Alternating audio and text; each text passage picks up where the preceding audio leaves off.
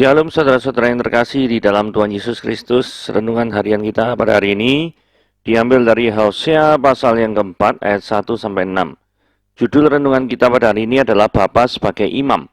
Seorang imam bertanggung jawab untuk memberikan pengajaran sehingga umat Tuhan tidak binasa dan dapat mengenal Allah. Tetapi sungguh ironis bahwa pada kenyataannya para imam tidak mampu melakukan fungsinya dengan baik pada zaman Nabi Hosea. Para imam menolak pengenalan akan Allah dan karenanya mereka gagal menuntun umat Allah. Akibat kegagalan itu juga sangat mengejutkan. Tidak saja Allah menolak para imam, tapi juga melupakan anak-anak mereka. Kebenaran ini setidaknya memberikan peringatan betapa pentingnya bagi kita untuk selalu bersikap rendah hati. Sebagai seorang imam, kita masih perlu pengajaran-pengajaran firman Tuhan yang mengajar kita menjadi orang yang mengenal Tuhan. Rendah hati ketika ditegur akibat kesalahan yang kita buat, jujur mengakui kesalahan, terbuka, sabar saat dikritik, dan sebagainya. Jika kita seorang yang mengenal Allah dengan benar, maka kita dapat menjalankan tugas keimaman dengan benar. Perhatikanlah bahwa kasus kegagalan para imam dalam kitab Hosea terjadi dalam suatu bangsa. Bila hal ini terjadi dalam sebuah keluarga, apa akibatnya? Siapakah imam dalam keluarga? Bukankah ia adalah ayah atau suami yang dibantu oleh seorang ibu atau istri? Jika kita gagal menjalankan keimaman dalam keluarga dan tidak bertanggung jawab memberikan pengajaran yang benar kepada anak-anak kita, maka anak-anak pasti akan berjalan ke arah yang salah. Sukacita terbesar saat melihat anak-anak kita hidup dalam kebenaran Allah dan tidak dilupakannya. Semoga setiap imam sekaligus sebagai ayah menyadari hal penting ini. Sebagai para imam, kita dipanggil untuk mengajarkan kebenaran bagi keluarga kita.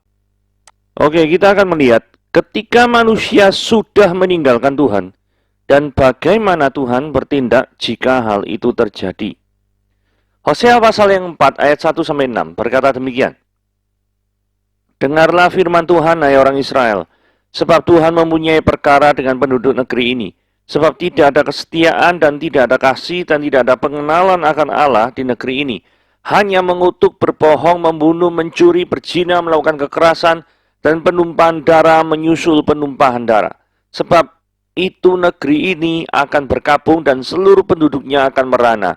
Juga binatang-binatang di padang dan burung-burung di udara, bahkan ikan-ikan di laut akan mati lenyap. Hanya janganlah ada orang mengadu, janganlah ada orang menegur, sebab terhadap engkaulah pengaduanku itu, hai imam. Engkau akan tergelincir jatuh pada siang hari, juga nabi akan tergelincir jatuh bersama-sama dengan engkau pada malam hari, dan aku akan membinasakan ibumu. Umatku binasa karena tidak mengenal Allah, karena engkaulah yang menolak pengenalan itu, maka aku akan menolak engkau menjadi imamku, dan karena engkau melupakan pengajaran Allahmu, maka aku juga akan melupakan anak-anakmu. Nah, ada 3 hal yang membuat berperkara. Tuhan itu berperkara terhadap bangsa Israel ya. Kalau kita lihat dari ayat 1, 3 hal itu apa? Ketiga hal itu pertama, tidak adanya kesetiaan. Nah, kita bisa merefleksikan diri kita sendiri terhadap firman Tuhan ini ya. Apakah selama hidup ini kita selalu setia kepada Tuhan? Atau hanya datang kepada Tuhan kalau perlu saja. Kalau sudah tidak butuh, berpaling pada yang lain. Itu ya. Jadi misalkan, ya pada hobi, pekerjaan, teman. Tapi kalau ada masa kesulitan datang menderu, bergelombang seperti lautan gitu ya, langsung datangnya kepada Tuhan. Saudara, itu menunjukkan bahwa Anda itu tidak setia kepada Tuhan. Atau setidak-tidaknya Anda itu tidak mengutamakan Tuhan. Ada di atas segala-galanya. Nomor 2, tidak ada kasih. Apakah kasih itu? Orang bilang kasih itu memberi, betul. Di dalam hal memberi, pasti ada apa? Pengorbanan. Jadi, di dalam bangsa Israel, itu tidak ada orang yang mau berkorban. Lah kalau tidak ada yang mau berkorban, itu artinya apa? Bangsa itu selfish, mementingkan dirinya sendiri. Senantiasa. Ini ciri khas yang kedua, yaitu orang yang mementingkan dirinya sendiri. Itu adalah orang yang kepadanya Tuhan akan berperkara. Yang ketiga, dan ini yang ditekankan bolak-balik, nanti di ayat 6 juga ditekankan. Tidak adanya pengenalan akan Allah. Jadi Allah itu bukan jadi pusat daripada kehidupan bangsa Israel. Jikalau Allah itu menjadi pusat, maka seharusnya ada kerinduan yang teramat dalam untuk mengenal Tuhan lebih dekat lagi. Betul ya? Kalau Tuhan itu jadi pusat, maka kita akan mengenal Tuhan itu, pengen lebih dekat, more deeper. Karena apa? Ya karena kita itu adalah miliknya, kita adalah anak-anaknya. Pertanyaannya, apakah kita memiliki kerinduan untuk mengenal Tuhan lebih dalam? Atau kerinduan kita untuk mengenal Tuhan itu tidak ada sama sekali? Karena kita lebih senang untuk mengenal yang lain, selain daripada Tuhan kita. Nah, sekarang kita sudah bicara tidak ada kesetiaan, tidak ada kasih, tidak ada pengenalan akan Allah. Dari tiga ini yang mencerminkan kehidupan kita yang mana ya? Atau jangan-jangan ketiga-tiganya ada dalam kehidupan kita. Kita tuh tidak setia, tidak punya kasih, tidak mau berkorban, tidak punya kerinduan untuk mengenal Tuhan. Saudara, kiranya kita perlu bertobat. Dari ayat 1 ini adalah firman Tuhan sudah menegur kita. Hal yang kedua adalah isi kehidupan kita. Kita hanya mengutuk, berbohong, membunuh, mencuri, berzina. Jadi jikalau mereka tidak mengisi kehidupan mereka itu dengan kesetiaan, kasih, dan pengenalan akan Allah, maka mereka pasti mengisinya dengan sesuatu yang lain, bukan? Nah, sesuatu yang lain itulah yang digambarkan di ayat 2 ini. Jadi orang kalau tidak punya kasih, orang itu tidak punya kasih, tidak punya kesetiaan, tidak ada kerinduan untuk mengenalan akan Allah, maka jadinya seperti apa? Jadinya ya seperti ayat 2. Mengutuk, bohong, bunuh, curi, zina, kekerasan, penumpahan darah. Prinsip utamanya cara berpikirnya itu gini ya. Saya ini harus nomor 1. Jika ada kesalahan, maka saya tidak bisa disalahkan. Orang lain yang salah. Kalau misalkan ada sesuatu yang menderita, maka orang lain yang harus menderita. Tidak perlu peduli terhadap orang lain. Pokoknya saya selamat. Maka bunuh saja, tidak perlu ada masalah. Itu sebabnya kenapa kalau ada penumpahan darah, menyusul penumpahan darah. Tidak apa-apa. Pokoknya saya selamat. Jadi, fokusnya itu kalau orang pengenalan akan Allah, fokus hidupnya itu kepada Tuhan. Mengutamakan Tuhan di atas segala-galanya. Tetapi kalau orang itu fokusnya adalah diri sendiri, maka segala cara dia halalkan untuk menghabisi orang-orang yang ada di sekitarnya sekalipun, hanya untuk supaya dirinya selamat. Pertanyaannya, apakah gambaran dari ayat 2 ini sangat melekat di dalam diri saudara? Jadi, saudara mau melakukan bohong, bunuh, curi, zina, kekerasan, penumpahan darah, hanya untuk supaya saudara selamat dan nama saudara itu terlihat masyhur di antara orang-orang di sekitar Anda. Jangan-jangan Anda termasuk salah satu di antaranya ini. 3. Sebab itu negeri ini akan berkabung. Nah ini ya, hukuman Tuhan atas rencana jahat manusia. Jadi Tuhan tidak akan membiarkan bangsa Israel ini hancur model-model kayak gitu. Tuhan kasih hukuman. Prinsipnya, Tuhan itu tidak pernah membiarkan ketidakadilan itu merajalela di muka bumi ini. Tidak pernah. Dia tuh pasti akan bertindak. Dan jangan main-main. Kalau Tuhan sudah bertindak atas kejahatan yang dilakukan oleh umatnya, jangan main-main. Karena sampai di sini ya gambarannya di ayat 3 ya, sampai binatang-binatang pun itu merasakan akibat kedahsyatan amarah Tuhan. Karena binatang-binatangnya itu merana. Ikan-ikan di laut tuh ikut mati dan lenyap. Loh, ini saking Tuhan marahnya, sampai binatang pun juga merasakan. Jadi jikalau Tuhan sudah bertindak, maka sudah seharusnya lah orang yang ditindak Tuhan ini melakukan perkabungan. Ini penting nih karena ini. Ayat 3 ngomongnya, sebab negeri ini akan berkabung. Saudara, kalau Tuhan sudah bertindak dan menghukum kita atas segala kesalahan kita, Adakah penyesalan itu timbul dari hati saudara yang paling dalam? Ataukah justru saudara tidak melakukan penyesalan sama sekali? Merasa bahwa, ya ini wajarlah, semua orang berbuat demikian, ya saya juga berbuat demikian. Apa seperti itu? Tidak ada penyesalan, ikut arus saja. Tidak usah sok munafik lah. Seperti itu. Hati-hati. Karena kalau misalkan saudara memiliki hati yang bebal seperti itu, maka Tuhan akan mengancungkan tangan terhadap engkau dan nasibmu akan seperti Firaun di dalam perjanjian lama. Nah, di ayat 4 dikatakan gini ya, hanya janganlah ada orang mengadu, janganlah ada orang menegur, sebab terhadap engkaulah pengaduanku itu, hai imam. Maksudnya apa sih ayat 4 nih? Ayat 4 ini adalah Tuhan bicara sama para imam. Yang berwarna merah itu ya, sebab engkau itu maksudnya para imam. Sebab terhadap para imam lah pengaduanku itu. Jadi Tuhan itu komplainnya terhadap para imam. Nah, yang dilarang di ayat sebelumnya, janganlah orang mengadu, janganlah orang menegur, itu adalah kebiasaan para imam, itu nyalakno orang lain. Saudara, saya sudah bahas di ayat yang kedua nih ya. Ini kan sering bohong, bunuh, zina. Yang penting prinsip utamanya adalah saya nomor satu, saya tidak bisa salah, orang lain yang salah. Berarti mentalnya itu saling nyalahkan orang lain.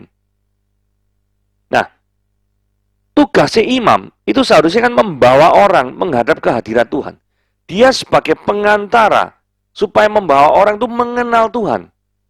Ya, selain daripada dia menyembelih binatang, tanda bahwa dosa-dosa orang itu akan dilimpahkan ke binatang ini.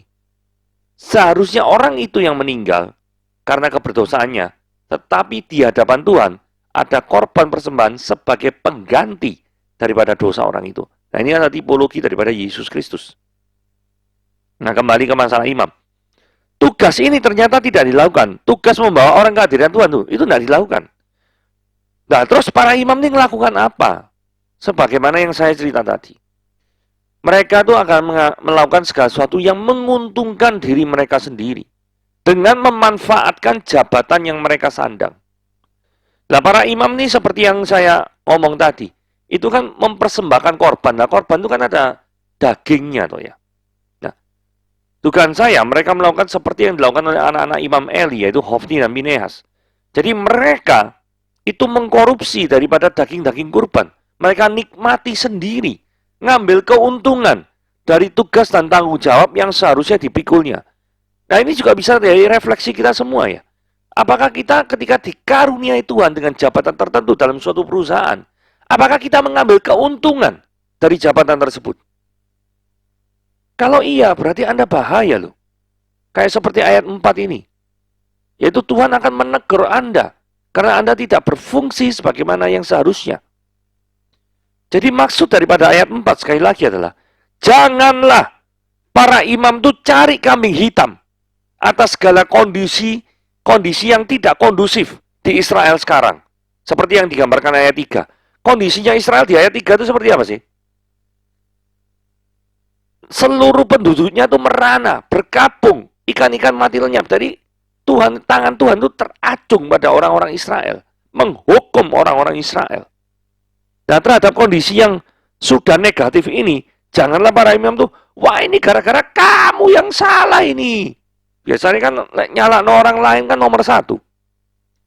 Tuhan ingin para imam tuh melihat diri mereka sendiri dan melakukan introspeksi.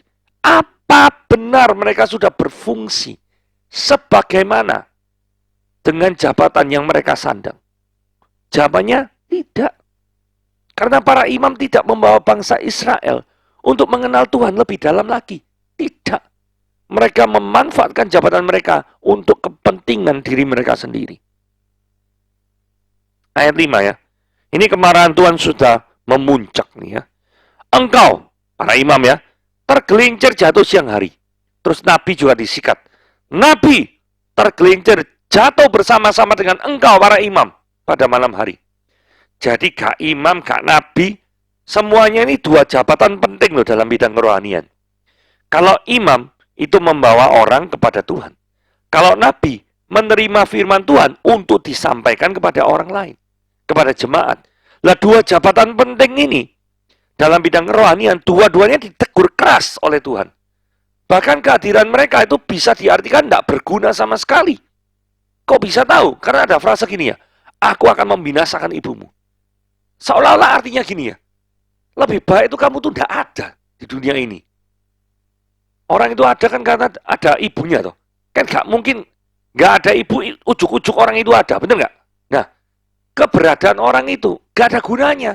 Sehingga ada frasa lebih baik membinasakan ibumu. Kalau ibu tidak ada, berarti kamu juga tidak ada kan? Kan gitu. Nah, pertanyaannya gini. Apakah benar kalau kita aplikasikan dalam kehidupan sehari-hari ya? Apakah fungsi kita di dalam kerajaan Allah itu sudah tidak ada? Ataukah fungsi kita di dalam kerajaan Allah itu mengalami penurunan? Dulu pernah berfungsi, tapi sekarang turun. Nggak tahu kenapa. Mungkin Anda kurang dekat sama Tuhan. Sudah tidak memiliki semangat lagi untuk memberitakan Injil dan melayani Tuhan. Apakah seperti itu kondisi kerohanian kita? Saudara, kita perlu renungkan baik-baik. Ya. Kemudian ayat 6 ya. Ayat terakhir. Binasa karena tidak mengenal Allah. Ini penting ya. Umatku binasa karena tidak mengenal Allah. Saudara, Anda tidak binasa karena tidak punya uang. Enggak. Tapi Anda akan binasa karena tidak mengenal Tuhan. Seberapa banyak uangmu di depositomu, seberapa banyak asetmu ada di mana-mana. Bahkan sekalipun Anda memiliki mungkin separuh daripada kekayaan dunia ini, jikalau Anda tidak mengenal Allah, maka Anda akan binasa. Sudahkah Anda bisa melihat kepentingan pengenalan akan Allah itu memiliki efek yang sangat besar terhadap tujuanmu, keberadaanmu di akhir zaman nanti. Kehidupan setelah kematian maksud saya. Apakah saudara bisa membayangkan bahwa orang yang berkecimpung di dunia rohani seperti para imam dan para nabi itu tidak memiliki kerinduan untuk mengenal Allah? Loh, ini dua jabatan ini bidangnya rohani loh ya. Tapi ditegur oleh Tuhan tidak memiliki kerinduan untuk mengenal Allah. Apa nggak keterlaluan model kayak gitu?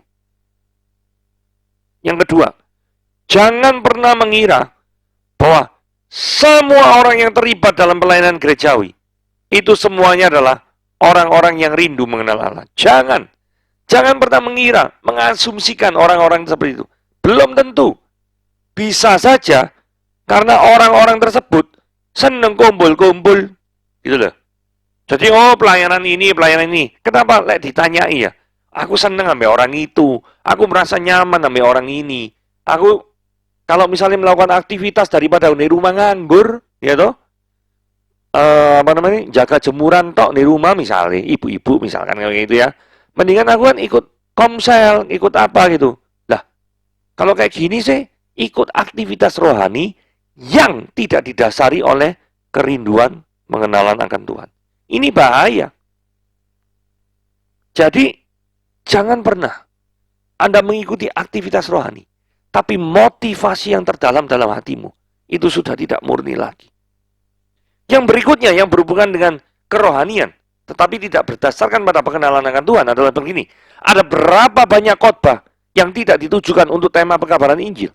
Ada berapa banyak khotbah yang persiapannya itu asal-asalan, yang tidak mensandarkan dirinya kepada mencari kehendak Tuhan. Karena seringkali orang berkhotbah itu untuk memotivasi jemaat.